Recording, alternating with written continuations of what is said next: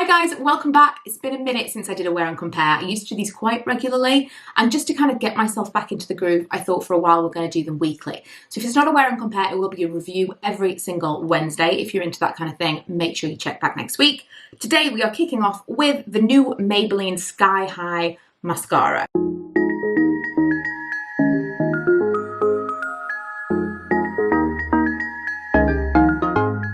I'm going to be comparing this with the original Lash Sensational. So this is called the Lash Sensational Sky High Mascara.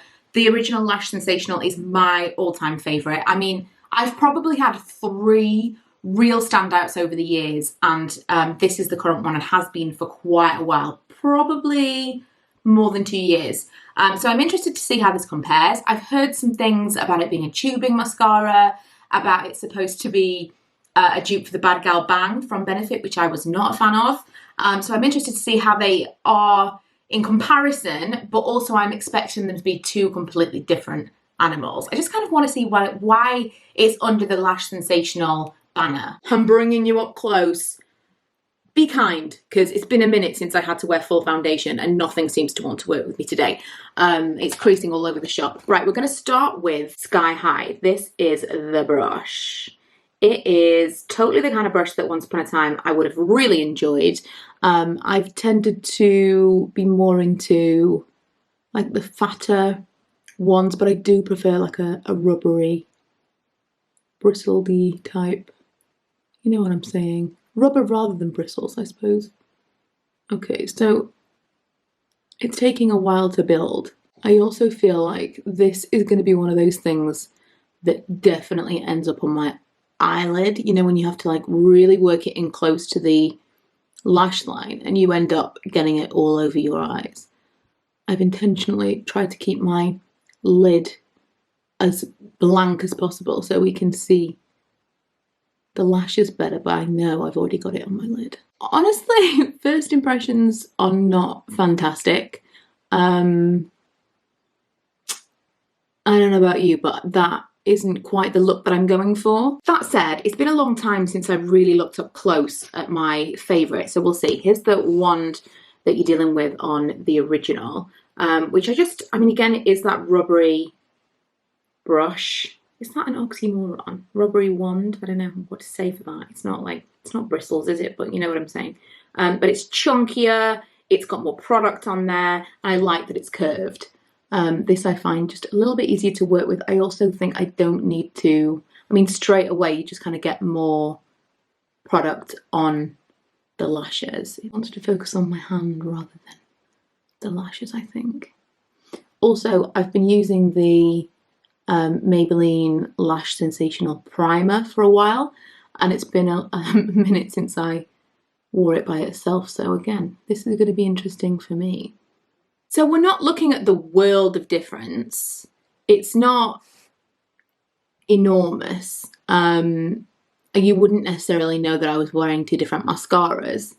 But this one for sure, I mean, this in terms of ease of application, this is definitely easier. I also found that this kind of brush, it's got more, you know what I mean? It's like, it is just firmer brush, whereas the other one is really, really bendy. And so when I was trying to control this, when I was trying to like go into the lashes and separate them and kind of move them a little bit, it didn't have that, it's too flexible. So I'm like trying to move something and it was more almost like the lash was stronger than the brush. I did get actually a little bit on my lids on both eyes with both mascaras, so Also, you can see just kind of from this angle, this one gave a bit more length, like it's just picked just a little more. You've got a bit more of a curl, whereas this one, I think it's definitely the difference between fuller and longer. Again, from this angle, I think you see the same, which is what you expect from the names, for sure. So putting you back out at a distance, again, you wouldn't necessarily know I was wearing 2 different mascaras, but you definitely get more length with this one. I think actually, from a distance, this is prettier. This gives me longer, kind of more fluttery looking lashes than this one. Like I said, it has been a while since we did these, but as I remember, we did this over the course of a day. So I'm gonna see how these wear, whether or not one flakes or smudges more than the other. I have found previously, this was one of my absolute favourites for that reason. It never smudged, it never used to transfer. And then it started, and I think that they changed the formula, and that is when I started using this. So this is the Lash Sensational Primer Mascara. Now, truth be told, I personally think, I mean, I never in a million years thought I was going to like this for multiple reasons. It is white. Let me put you back on the modes where you can actually see this up close. So this is like a real chunky, actually like a fibre bristle brush. And it's white, and I thought I was going to hate it. I thought it was not going to be covered by the black mascara, but it's actually great. And it's also made it so that some of the mascaras that I don't love have been ones that I can use up, because this underneath it just gives me that oomph. Now, I'm not sure whether or not this is going to work so well underneath the Sky High, because this is the same reason that I wouldn't want to put a second coat of this on. Because of that flexibility of the brush, I think you're just going to be adding to something, because it doesn't have enough strength in the brush to be able to go back and separate and really kind of work with the lashes. I feel like you've got a small amount of time to work it in, and in fact you'd probably be better if you could put this on and then use a lash comb. I think that's probably the way to go. But I wouldn't necessarily want to do 2 coats of this, and I wouldn't necessarily want to put this over the top of the primer. If you would be interested in seeing some different mascaras over the top of the Lash Sensational Primer, that can be a different video. Right, I'm going to come back later on to tell you whether or not there's anything of note between the two in terms of wear and how easy they are to remove. It has been hours and hours and hours. So 2 things. Number 1, like I said, it's been a while since I've been wearing makeup on the regular, and every single time I put it on recently, I'm like, it just looks terrible. Foundation doesn't make my skin look better. Everything looks kind of dry. It doesn't matter what I put underneath it. I'm just not loving makeup on my face right now. And a couple of hours in, because when I have been wearing makeup, I haven't been wearing it for a long period of time. A couple of hours in, I'm like, you know, I'm remembering this. Makeup looks better over time. I'm just kind of throwing that out there. I am an oily skinned person. Normally it's kind of combination. Now I'm very almost 35.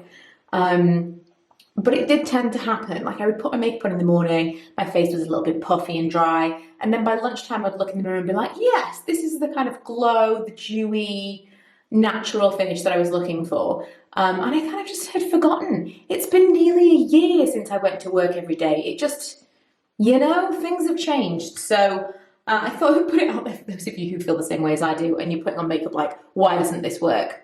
We've just forgotten how makeup works. Also, my husband got home from work and said, that grey jumper makes you look so young.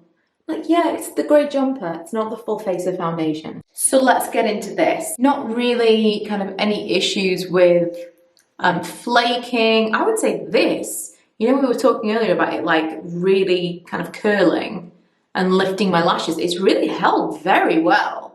This is kind of how I expect mascara to look. It just kind of has become a bit blah. A bit less voluminous. It's just kind of mascara. This is way more impressive than I expected it to be. I think, I want to say, I'm still going to use this on the reg. I definitely am. I definitely prefer the way this applies in terms of the application. But I'm actually really enjoying this one. I really didn't think that I would. I really didn't think that I would. Okay, I'm going to remove this now, and we'll see whether or not there's a difference, because I know with tubing mascaras, some people have a bit of a hard time. I'm using this. I've never used this before, but it's a balm. It's the Elemis Pro Collagen Rose Cleansing Balm. I'll be using this and as hot as I can stand cloth. I can't find my tripod, my big tripod, so you are at that lovely angle down there from the side. Ooh, this is actually quite nice. I expected it to be thicker than that, like a harder balm, but it's not. Ooh, very, very fancy. This was actually sent to me in the Look Fantastic Valentine's Beauty box. So it's not, my stomach made the weirdest noise there. It's not the kind of thing that I would have purchased for myself. Very bougie, but I'm interested to see how it fares with removing this mascara. Also, I do usually take off my makeup in the bath. Anyone else? I feel like that's abnormal. I can definitely still feel it on this eye, the new mascara eye. That is taking some work to break that down. It came off fine. As I understand it, with tubing mascaras, you need hot water.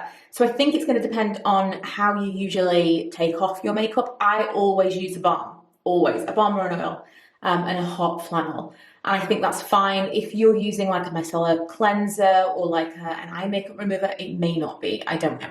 I haven't got that much experience with tubing mascaras because they tend not to be the kinds that I like. But I really did enjoy that one. Unfortunately, I don't still have the benefit to compare it to, because I know some people are saying it's a dupe.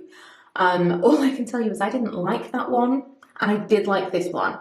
And for me, I just wanted to compare it to the original because that is a real firm favourite of mine. I look so red in this light. In the mirror, not so much, but in the camera, I look crazy red. So I'm going to go and tone and moisturise now.